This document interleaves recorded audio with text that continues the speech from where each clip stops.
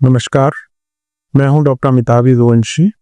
और आज हम बात करेंगे एक टेक्निक की जिसको ईसीसीपी कहते हैं, जो कि एक नॉन इन्वेजिव टेक्निक है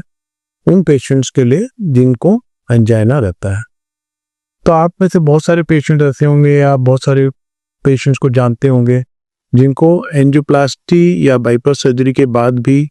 चेस्ट में पेन, सांस फूलना और घबराहट की कंप्लेन रहती है, या कुछ ऐसे पेशेंट जिनकी सर्जरी या एंजियोप्लास्टी हो ही नहीं सकती या जिनको मल्टीपल बार हो चुकी है और अब डॉक्टर ने कहा कि अब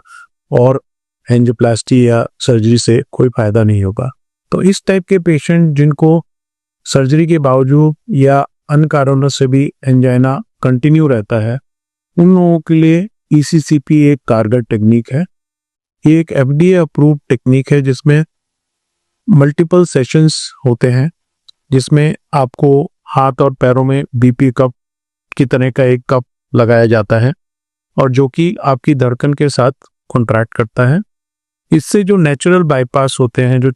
माइन्यूट कोलेटरल्स जिनको बोलते हैं, उनका डेवलपमेंट होता है।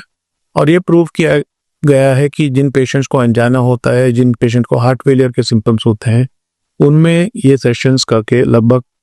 हर रोज 1 घंटे का सेशन होता है, हफ्ते में 5 सेशंस करने होते हैं और लगभग 30-35 सेशंस का एक पूरा कोर्स होता है।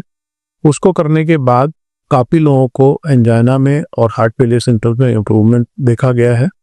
और एक बार सेशन करने के बाद लगभग 2 साल तक ये इसकी इफेक्ट पाए जाते हैं। तो ईसीसीपी एक टेक्निक है जो इन टाइप के पेशेंट जिनको सर्जरी या एंजियोप्लास्टी की पॉसिबिलिटी नहीं है, उन लोगों के लिए बहुत इम्पॉर्टेंट है। और ओपस हेल्थ केयर में ये दिल्ली, एनसीआर और भारत के अन्य जगहों पे भी ये उपलब्ध है। तो अगर आप इस तरह के कोई पेशेंट हैं या आप किसी पेशेंट को जानते हैं तो उनको ये सलाह जरूर दें कि वो अपने कार्डियोलॉजिस्ट से मिलें और ईसीसीपी टेक्निक को के बारे में पता करें और वेदर यू आर एप्लीकेबल, क्या आप उस ईसीसीपी टेक्निक से फायदा आपको होगा, उसकी जानकारी आप अपने कार्डियोलॉजिस्ट से जरूर लें। धन्यवाद। संपर्क करें